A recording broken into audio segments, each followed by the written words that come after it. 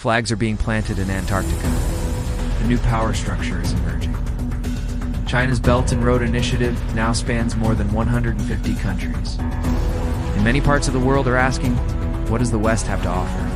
And the main purpose of this treaty was to protect the freedom and security of its members through political and military means.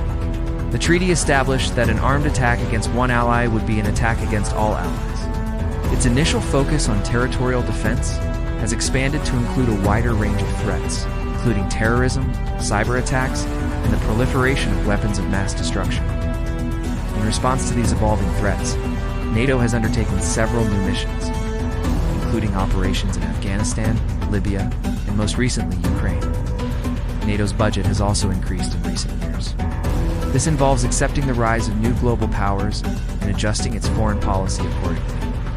This may entail improving relations with countries like China, Russia, and Iran, and finding common ground on issues such as trade, investment, and climate change. And value as a result of major geopolitical shifts or changes in the global balance of power. Will NATO evolve to meet the demands of a multipolar world? Or will it remain stuck in Cold War mentality?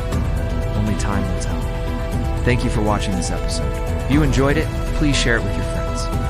Also, don't forget to subscribe so that you're notified every time we release a new video. For example, if the United States were to withdraw from the alliance, NATO would cease to exist in its current form, as the Washington Treaty clearly states that an armed attack against one ally is an attack against all allies. Without the protection of the U.S. nuclear umbrella, European countries would likely seek to form their own alliances and partnerships to protect their interests.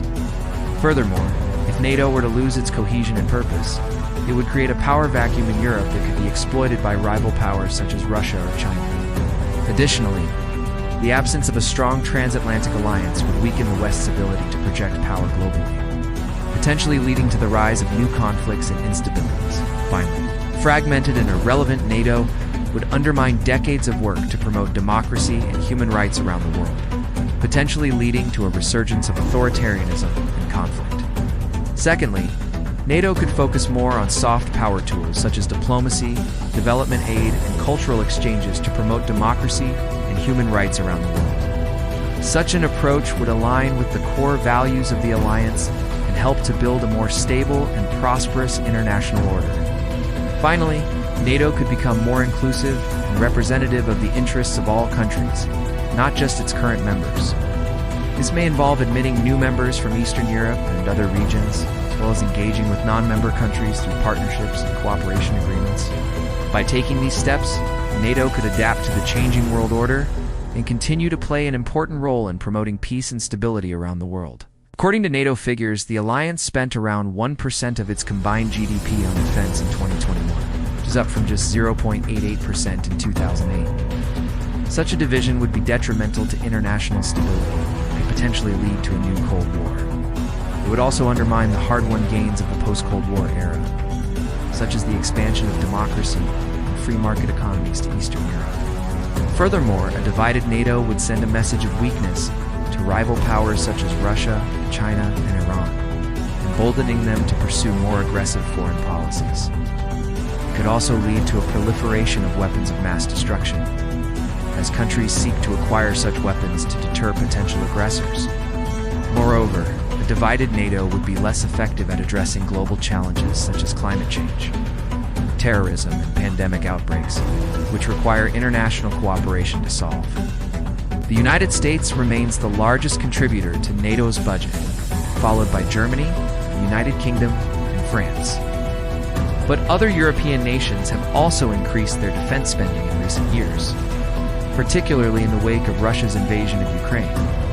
This principle is known as Article 5, internal divisions within the alliance. Skepticism towards further expansion and questions about the role of the United States in European defense are some of the most important problems it faces. These challenges are both external and internal. The deterioration of relations between the West and countries like China, Russia, and Iran is an external challenge. At the same time, the lack of consensus among NATO members on issues such as defense spending and the reluctance of some countries to commit troops to dangerous missions is an internal problem. There are differences in strategic goals and priorities too. For instance, the US sees Russia as the greatest threat to peace and stability in Europe. Whereas for some European nations, China's growing influence poses a greater challenge. It was invoked only once in the history of NATO, and that was after the September 11 attacks in the United States. When the US was still reeling from shock and trying to understand how such massive attacks could have been launched against it, this has led to calls for the US to reduce its commitment to Europe and redeploy troops and resources to the Pacific. Of course, the war in Ukraine has helped unify NATO members around the goal of supporting Ukraine in its fight against Russian aggression. But it remains to be seen whether this unity will persist once the conflict is over. We'll discuss what happens next based on 3 possible scenarios. This is a geopolitical earthquake that's been years in the making. So the question we want to answer today is, can NATO survive a multipolar world? Let's analyze it. NATO's acronym stands for North Atlantic Treaty Organization. It was founded on April 4, 1949. The main founding members were Belgium, Canada, Denmark, France, Iceland, Italy, Luxembourg, the Netherlands, Norway, Portugal, the United Kingdom, and the United States. Since the end of the Cold War, however, the alliance has gone through several transformations in response to new challenges and threats. For example, NATO has taken on new members from Eastern Europe, despite significant objections from Russia, which sees the eastward expansion of NATO as a provocation and a breach of the spirit of the agreement that ended the Cold War. You can see the fault line here, even before we analyze the data. The Western nations consider the actions of Russia as aggression, and those of China as economic imperialism.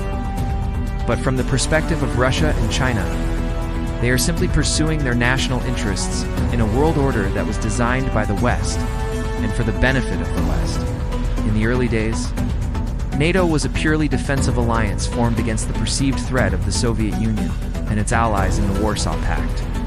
However, it took on an increasingly aggressive stance during the Cold War, when under the doctrine of containment, it tried to halt the spread of communism by any means necessary.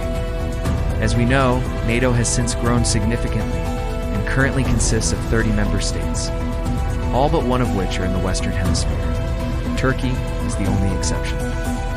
The North Atlantic Treaty, also known as the Washington Treaty, is the founding document of NATO. It was signed on April 4, 1949. In the early days of the Cold War, the primary objective of NATO was to deter the Soviet Union and its allies from attempting a land-based invasion of Western Europe. NATO's mission has also evolved over time. However, the picture isn't all that rosy. Despite all these developments, NATO faces a number of challenges today. Other challenges the United States, shifting priorities in the Asia-Pacific region, where it faces a growing strategic challenge from China. First scenario, NATO adapts to the changing world order and redefines its role in light of the new multipolar world. The second scenario is that NATO gets divided. This means that the alliance fractures along ideological or geopolitical lines, leading to the formation of competing security blocs. The third scenario is that NATO becomes irrelevant. This means that the alliance loses its purpose. In conclusion, NATO's future is uncertain and depends on a variety of factors, including the evolution of the global balance of power, the actions of rival powers, and the ability of NATO members to adapt to changing circumstances.